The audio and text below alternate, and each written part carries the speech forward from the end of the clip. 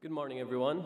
I want to make this presentation a little bit different than the ones before me, and the basis for it is, rather than telling you about all these awesome products, platforms, and solutions you can actually embrace in your business to change it, I want to show it what we at Stork actually did to take some of those changes into changing who we are. So please come with me through this journey of transformation.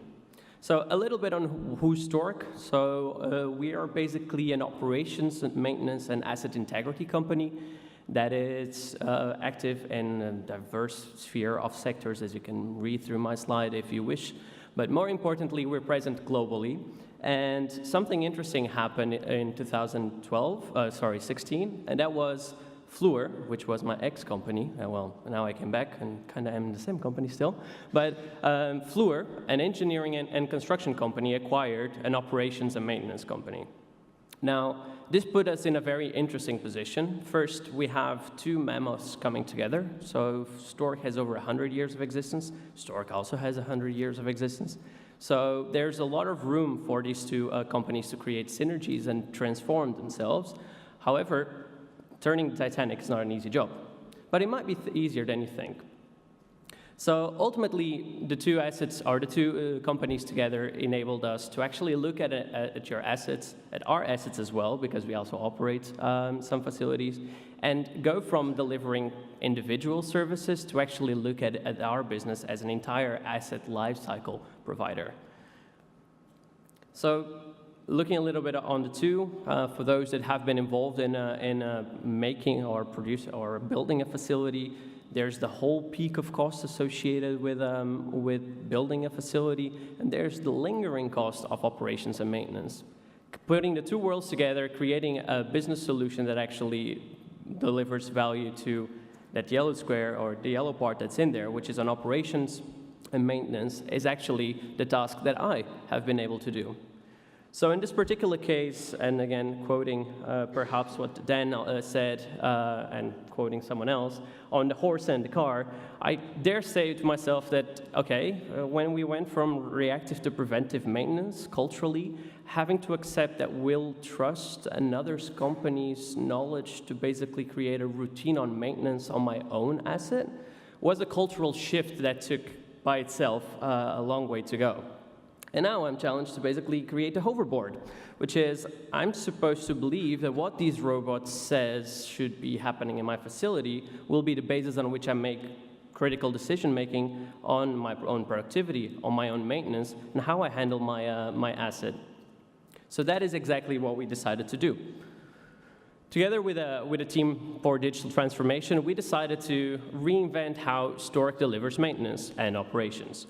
We stopped looking necessarily as two individual concepts, and we basically started looking at it, okay, how can we do the best with the assets that we have? Essentially, we build our case around three imperative questions. How can the organization currently contribute? I mean, it's not like we're starting from scratch, but if we were, that would be an agility that's also a plus. How can we deliver what we want to do and excel at it? So we want to be data-driven maintenance and operations company. So how do we do that? How do we bring that to our organization? And obviously, how can this help sustain growth? Because although it is not only about money, it's majorly also about money, because we want not only our company, but also all our employees to keep on having a sustainable career and life. So let me take you through each one of these. So essentially, when we looked at our business, and again, we're looking at being asset integrity partners for you. So how can the capabilities that we already have, so nothing new, no IoT, existing experience, 100 years of experience in building and maintaining assets, help us in this transformation? We do have at Stork some manufacturing experience. Highly digitalized, they were already very much familiar with many of the concepts of the IoT, which is bringing out to the operations world.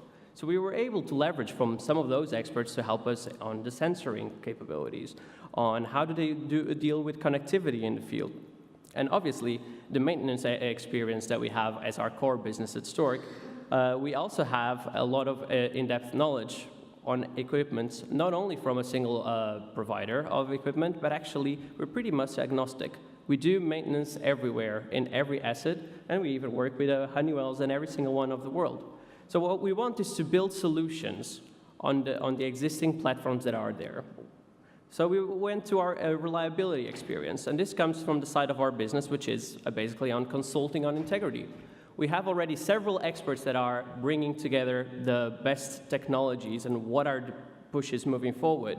But obviously, a consulting group within an operating and maintenance company, skill sets-wise, as you can imagine, that's two different worlds. So they move at different speeds. However, it's crucial for us to actually have an internal driver for innovation, and those will be the ones doing it. Now, obviously, with Fluor joining our skill set, that brings us even more value to actually push for this. We have been designing equipment for a long time. We have the process knowledge about how most of your facilities work. So why don't we put together all that knowledge, together with all your presence as clients, and also our network from OEMs, to actually not redesign a solution all the time, but create an ecosystem, which basically we can build our solutions and reach out to you as a partner rather than a service provider. So the second step is, how can we bring this to being? Well, very simple. I won't go into the details of each particular technology because by far that's not the point of my presentation, but rather you need to know what you need. So understanding the basis on how to transport and collect data throughout your entire life cycle of your assets will bring you basically the needs for understanding what sensors are. What sensors do you already have that you don't even know they're kind of sensors? It's not like it's a new technology that hasn't been deployed yet, but it's how you make the most value of the data that comes out of it. Obviously, connectivity. The paradigm of how you connect your facility, it's a delicate one.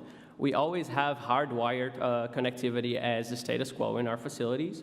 You still have your hardwired DCS systems. However, moving forward, technology has enabled us to have other connectivity solutions at a much faster and cheaper price. So are we going to miss on that boat? Definitely not. Obviously, cybersecurity comes as a consequence of the latter one. And having a management capability of integrating your systems, creating a single data layer on which you can basically build your solutions, become key technologies that require mastership on if we are to build solutions on it. Data analytics is a hot topic towards predictive maintenance, but actually it's predictive anything. Just being able to massage your data to create insights out of the beeps that come out of your machines, that is the true value behind the technology.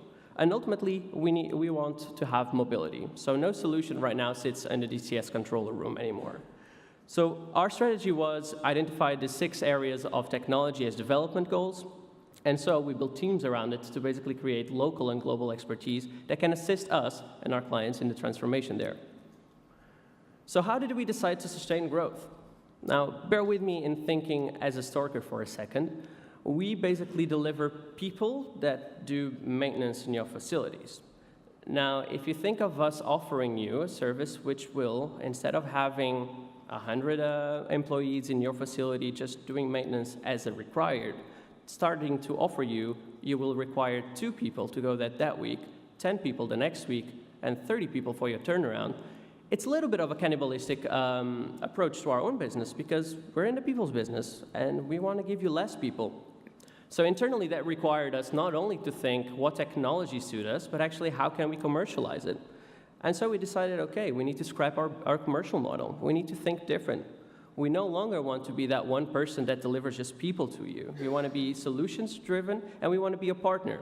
We have enough knowledge to understand your process, your assets, and the technologies that you have chosen to have in your facility. Plus, we can advise you on which other ones you can bring.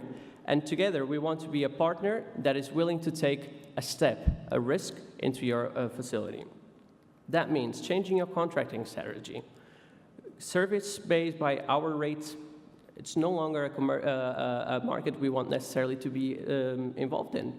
Commercialization or the commoditization of labor, it's something that brings residual value. We want to commit to deliver value to you, so we do performance-based contract. Let's set KPIs, let's set different goals that we need to as a company achieve in order to bring our clients what they expect of us and be bold to take that risk. Collaborate with strategies, looking at the entire maintenance strategy as a communication vehicle between the 2 companies. So it's no longer just your responsibility to define your maintenance. We want to be part of it and help you assist into how can you go from where you are to where you want to be. Synergetic earnings. By having a performance-based contracting strategy, we make money if you make money. If you don't make money, then we are pretty much not using our resources correctly. That is a philosophy that truly transforms an organization. We make money when you make money. And we're willing to take the risk that if our resources don't perform to that level, we will be taking the cost of that. Obviously, that is a great boost of opportunity for someone like me, because this creates companies' inner drive for innovation. Because now, we were used to selling people, now we're selling performance. So the need to reinvent and do better and find new ways and embrace new technologies and create new solutions on top of those technologies become an imperative to who we are. And so we did. Starting with the Data Excellence Group, we basically decided not to focus on technologies, but to focus on solutions. We don't want to reinvent the wheel. We want to have an ecosystem of partnerships and expertise that can enable our clients to reach their transformation goals and to build on the existing societies. We won't be necessarily doing an entire data platform, but we want to be able to be ready to connect to your data platform and help you build the solutions that will transform your business. We want to be able to advise you on how to best collect, what are the options to connect your entire data points, what do you intend to model, what is the value in modeling any of the things you do, and what analysis, what is the insights you want to extract of that. For some solutions, a simple dashboard might be the solution, might be the end result that you're looking for to help you make data-driven decision making.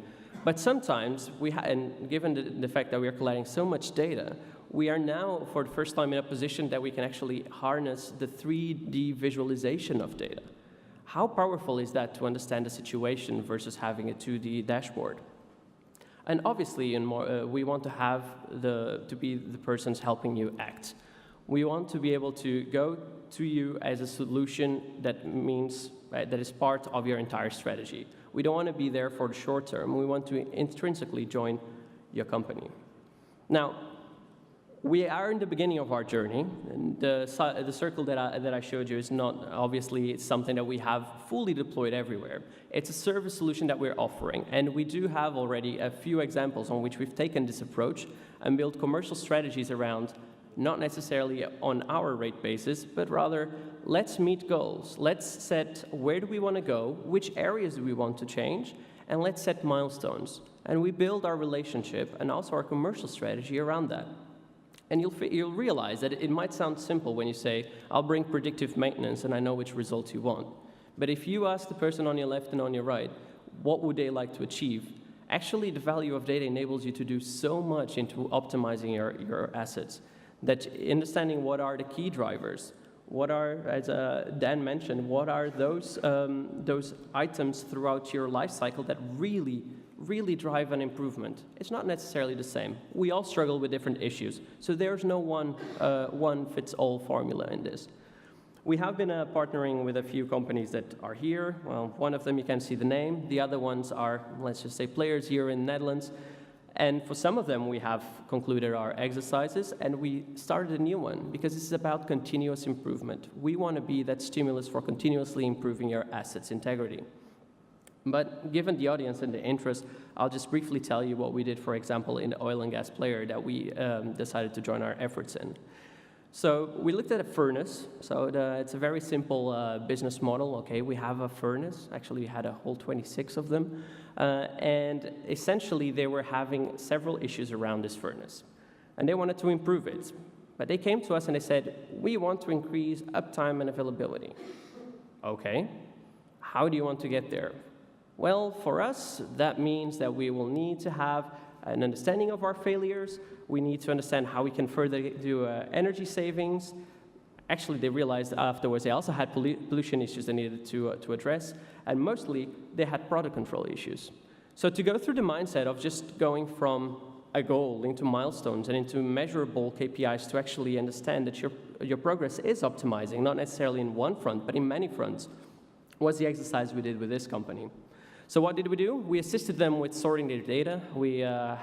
Obviously, I think you can imagine, you can see and experience your own data silos and the mess that we have by coming now from the manual to the mostly digital transition of data management.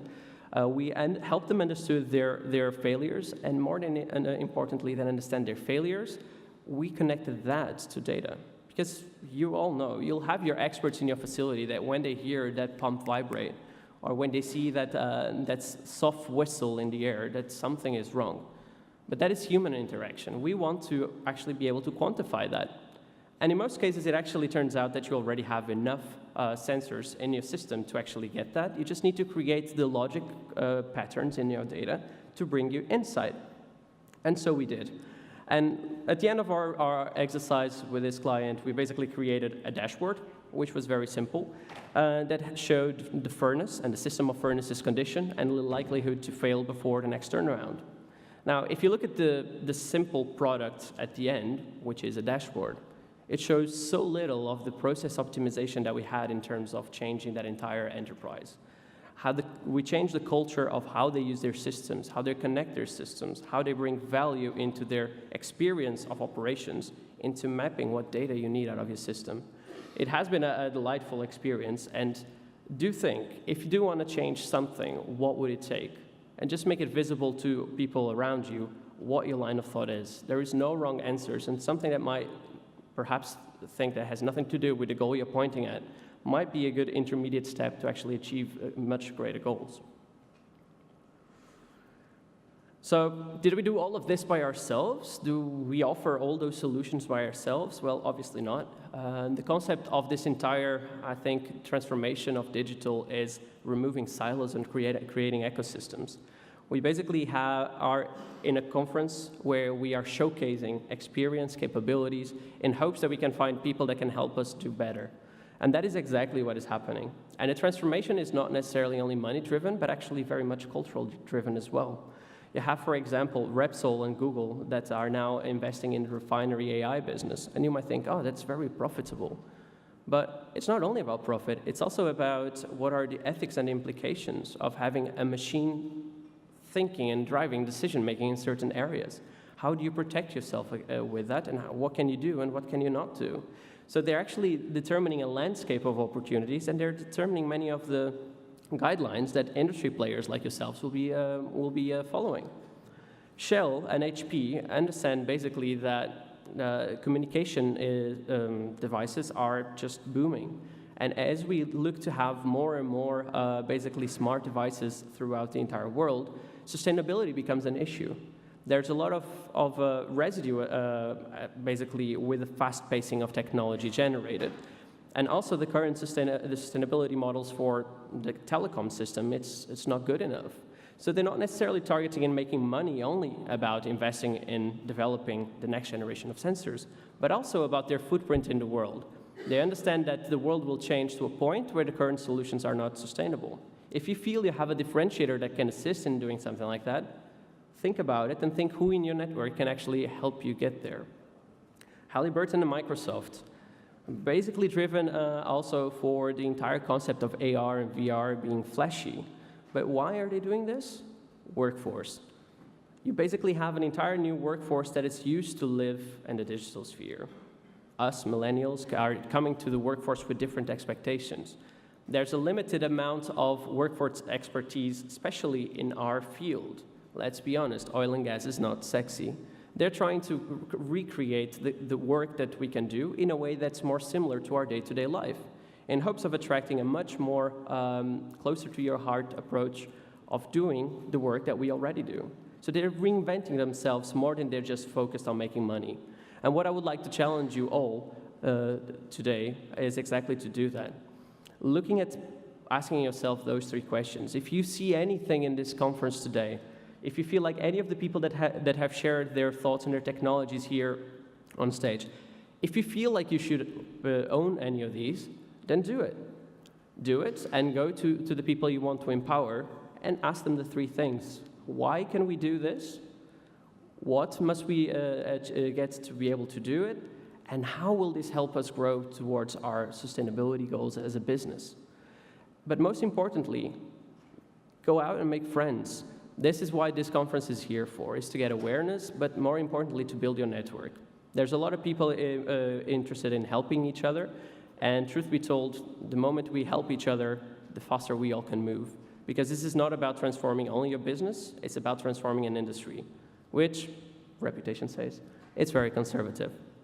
So I hope you all champion that request of mine and take it as your personal goal to take at least one of these changes and try and map it how you can make it happen within your organization. Thank you.